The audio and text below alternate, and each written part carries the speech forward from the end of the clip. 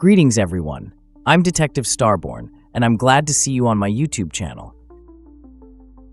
Please be sure to subscribe and turn on notifications so you don't miss out on new and interesting videos. Thank you and enjoy watching.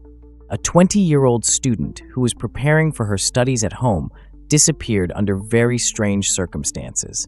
From the first minutes of the investigation, there were many unusual and contradictory clues in this case, but it was not possible to find her for 3 years.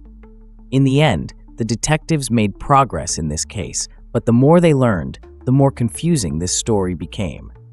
As a result, this disappearance became one of the most mysterious cases in the state, and even after it was closed, many people still have questions. Holly Lynn Bobo was born on October 19, 1990, in a small American town called Darden, Tennessee. It was a quiet and peaceful place with a population of only a few hundred people, far from big cities. Holly lived there with her parents and older brother. Their family loved spending time in nature. They went hiking, fishing, and swimming in the small rivers that passed near their town. In addition, Holly was fond of singing and often took part in church services. After graduating from high school, the girl decided to get a medical education and become a nurse. Therefore, Holly enrolled in a branch of the University of Tennessee, which was located in a neighboring city. In 2011, when she was 20, the girl devoted most of her time to her studies, striving to get the highest grades. In addition, she had a boyfriend whom she had been with since school, and the couple had big plans for the future. Holly continued to live in her parents' house since her university was only a few minutes' drive away. She also did not rush to move out of this house since her father had built it himself, and this moment played a significant role for their family. On April 13th, Holly woke up at 4:30 in the morning to prepare for her studies. A few hours later, her parents left for work, and the girl's brother was still sleeping. At 7:30, her boyfriend called her and said that he planned to go hunting on a large plot of land that belonged to Holly's grandmother, and clarified whether her relatives were definitely not against allowing him to hunt there. They talked for a few minutes, and the girl said that she was going to leave for university soon. Sometime later, Holly's neighbor came out of his house and was about to get into his car, when suddenly he heard a piercing scream coming from the direction of the girl's family's house. Thinking that something might have happened to one of their neighbors, he told his mother about it, and she called Holly's mom. She tried to call her daughter, but the girl did not pick up the phone. Getting worried, her mother decided to return home and check if everything was all right. Her brother, who was still sleeping at that time, did not wake up from the scream itself. But soon after it, their dog in the backyard began to bark loudly, and then he decided to go to the window to check what was happening. His brother saw that his sister was standing in the garage, and next to her was some man. He did not recognize him because he was wearing a camouflage suit. However, the brother immediately thought that this was Holly's boyfriend. He knew that he was going to hunt on their grandmother's plot nearby, and the guy often wore camouflage. Due to the fact that the garage was quite far from the brother's window, he did not hear what Holly was talking about with this person. However, by her tone, it seemed to him that the girl was dissatisfied with something. He decided to call his mother and ask if Holly was supposed to go to school today or if she had decided to stay at home and call her boyfriend. The woman interrupted him and shouted that this was not her boyfriend and told her son to immediately take a gun and shoot him. The young man was very surprised and asked if she was serious about it. In response, the woman said yes and hung up. The brother returned to the window and saw that Holly was walking towards the forest, which began next to their plot. The man in camouflage was walking next to her, holding her hand. But this time, the brother realized that he was noticeably taller and larger than her boyfriend. At that moment, he was still confused. The young man tried to call his sister, but she did not answer the phone. He also tried to call her boyfriend, but he did not answer him either. Meanwhile, his mother had already called the police, but due to the fact that she worked in a neighboring district, the call was directed to another police station. Soon after that, the son called her back and told her that Holly had left for the forest with some man. Then he took his gun and went outside, but by that time, his sister was nowhere to be seen. Nevertheless, inside the garage, he saw traces of blood and immediately called the police. Officers arrived at the house a few minutes later, but there were no more traces of Holly. Her brother told them about the blood in the garage and described this strange man. In addition to the camouflage suit, he was wearing a cap, so he couldn't even get a glimpse of his face. Nevertheless, he remembered that the man had long, dark hair that reached his back. The brother also said that he did not understand the dialogue between his sister and this person, but he heard that the man had a rather low voice. The police found this whole situation rather strange, but they were in no hurry to start a full-fledged investigation. The local police department had practically no experience working with such cases, so they did not know what to do. In the first few hours, they did not go into the forest to search for the girl, did not seal off the house and garage with blood to search for possible clues, and did not even question the neighbors. By that time, Holly's parents had come home, and soon they began to understand that the police were not making any effort at all to find their daughter. In the end, after numerous demands to start an investigation, the officers went to comb the forest, talked to the neighbors, and involved criminologists to examine the blood in the garage. They also established that Holly's boyfriend could not be the man she left for the forest with. In addition to the fact that, according to his brother, he looked very different from him, the police confirmed that at the time of the girl's disappearance, he was hunting. The search in the forest did not bring any results, and the investigators requested data on the location of Holly's phone. At first, it moved north for 30 minutes, after which it headed in the opposite direction. The last signal came from the forest, several hundred meters from the girl's house. Then, apparently, the phone was turned off. The police went to comb the place of the last signal and soon found a phone there with a removed SIM card, but there were no traces of Holly herself there. The search continued for several days, but it did not bring results. However, during this time, rather strange events began to occur. Residents of their small town began to find things belonging to Holly on the streets. First, they found her food container, then a check with her name on it. Another resident found the girl's school card. It all looked very strange, but the police still could not understand who was leaving these things. So, approaching the discovery of the girl, the investigators began to study the list of all previously convicted criminals who lived in the district. Soon, they drew attention to a local resident named Terry, who had been repeatedly prosecuted for rape. After studying his case, the police found out that all his victims were about the same age and type as Holly. In addition, he fit in height and build, so the investigators began to consider his possible involvement in the kidnapping. They obtained a search warrant for his house, but found no evidence there. Next, they wiretapped his phone and tracked all his conversations for several weeks. But even here, the police could not get any confirmation of Terry's involvement. Investigators continued to study other suspects and constantly expanded the search area. With each new week, more and more volunteers came to help them, but the search operations still did not bring any results. Over the next few months, there was practically no progress in this case. Over time, the police stopped ground searches, focusing on studying possible suspects, but this led nowhere. Holly's relatives were beside themselves with grief. They had no idea what had happened to her, where the girl was, or whether she was alive. Her family also accused the local police department of not making enough effort, especially in the first days. Looking back, relatives realized that the police had taken practically no steps in the first 72 hours, which are critical. But despite their dissatisfaction, complaints, and constant attempts to achieve a more active investigation, Holly's fate remained unknown. This went on for 3 years, until a rather unexpected turn occurred in this case. In March 2014, the police arrested a local resident named Dylan.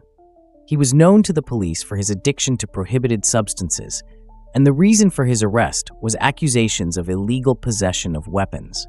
He was brought in for questioning, where he unexpectedly told that he had seen Holly after her abduction. According to him, On the day the girl disappeared, he came to his brother Zach to pick up the car. Going into the living room, he saw his brother and their mutual friend, Jason, there. However, there was also another person in the room. Holly was sitting in a chair and looked scared. Her brother told Dylan that he had abducted her, after which he subjected the girl to violence and even recorded what was happening on camera.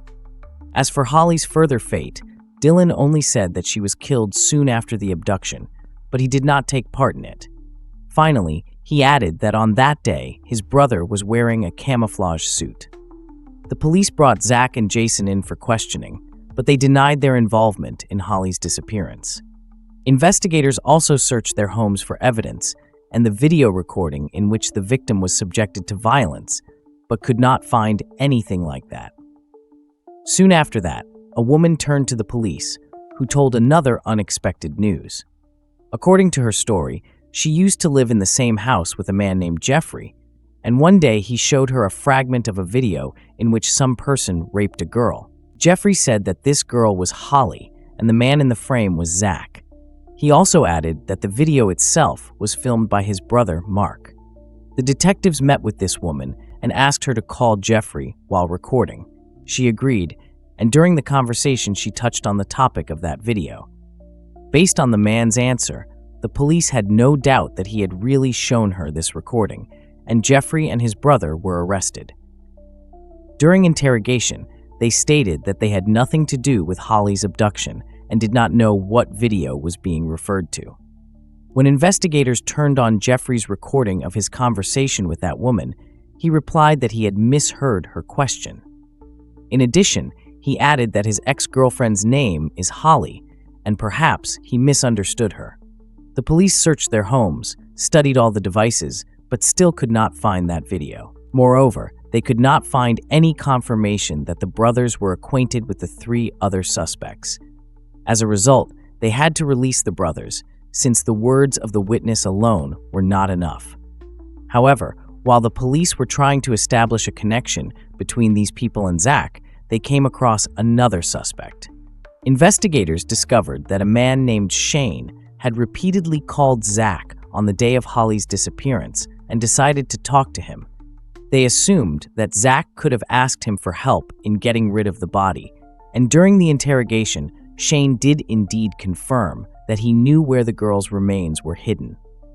The detectives offered him full immunity in exchange for testimony against the other participants in the case, as well as assistance in finding the body. Shane agreed, but for some reason, he could not lead the police to Holly's remains. As a result, the investigators withdrew this deal and began to think about how to get confessions from all these people or find at least some evidence against them. While they were working in this direction, a call came to the police. In September 2014, several men went hunting in the woods about 10 miles from Holly's house. One of them noticed a large bucket among the thickets and decided to look inside. Having turned, the man saw a human skull and reported it to the police. Criminalists found partial remains at that place and sent them to the laboratory. Investigators immediately thought that they might belong to Holly, and the examination confirmed this version. Due to the fact that the body had been there for more than 3 years, it was extremely problematic to establish all the details of the murder, but the cause of death was obvious. A bullet hole was found in the skull, so the police had no doubt that she had been shot. After the body was found and this case was reclassified as a murder, detectives focused on the 4 main suspects they had left: Zach, his brother Dylan, their mutual friend Jason, and their acquaintance Shane.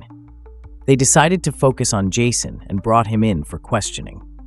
The man continued to deny his involvement, but when the police told him that he could go to prison for life for murder, Jason agreed to testify against Zach. According to his story, on the day of Holly's disappearance, he came to Zach to buy prohibited substances from him. In addition to Zach, his brother and Shane were in the house.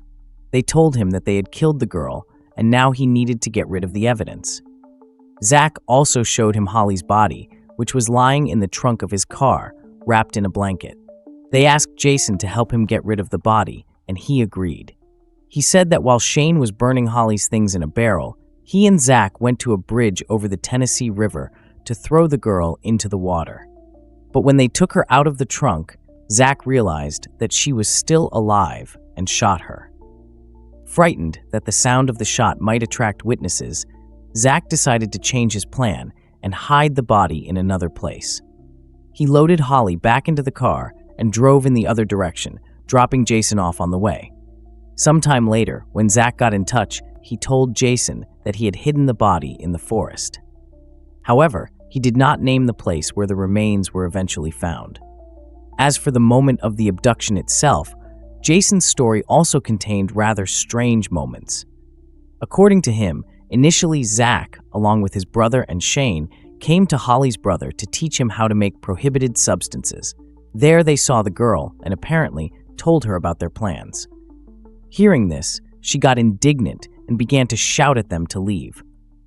The trio was afraid that the girl would draw attention to their illegal activities and decided to kidnap her.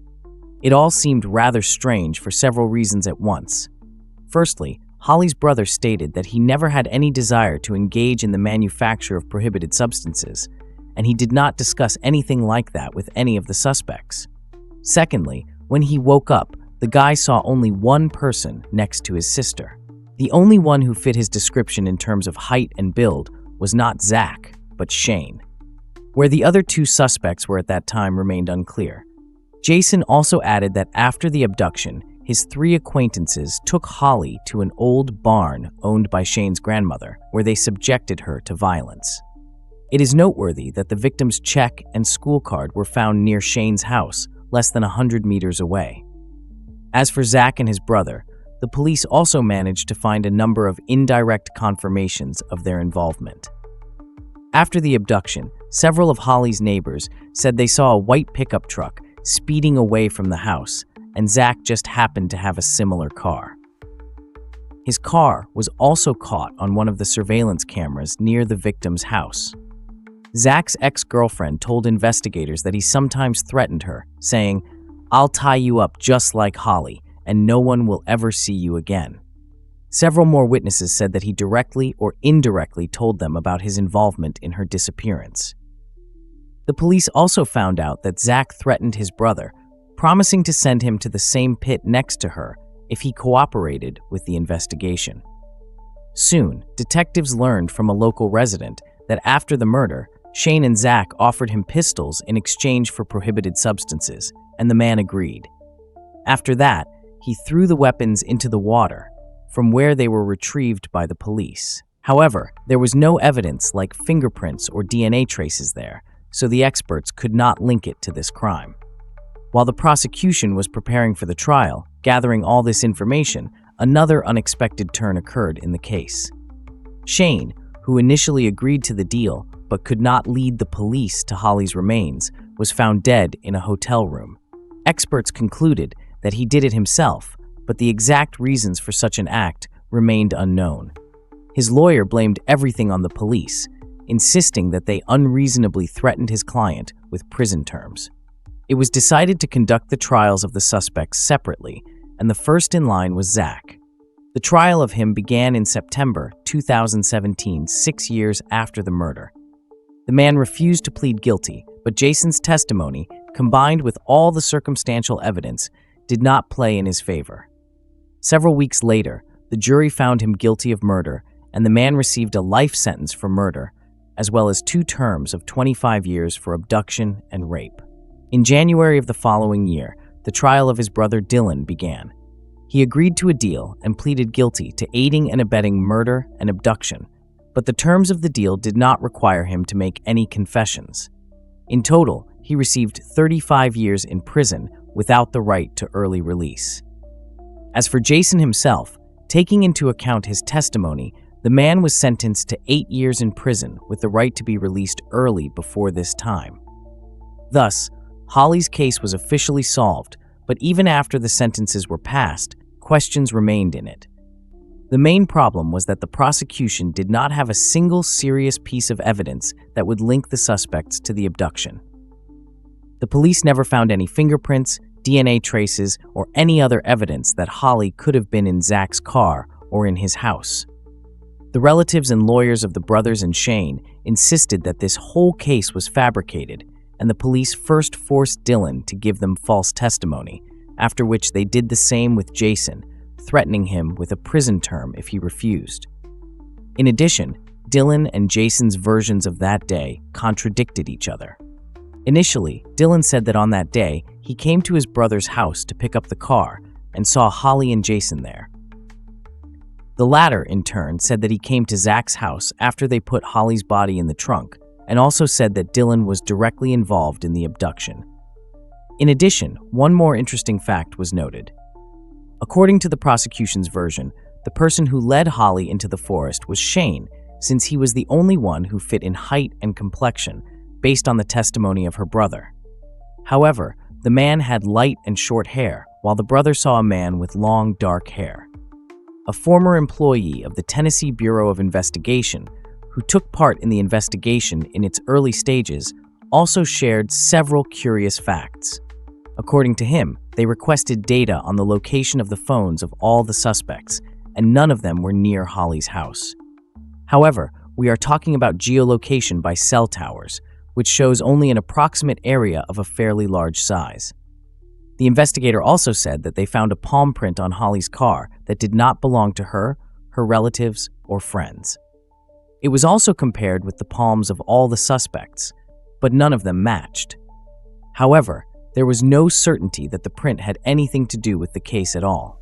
Regarding Zach's lawyer, he repeatedly said that a much more likely killer was a man named Terry, whom the police checked in the first months.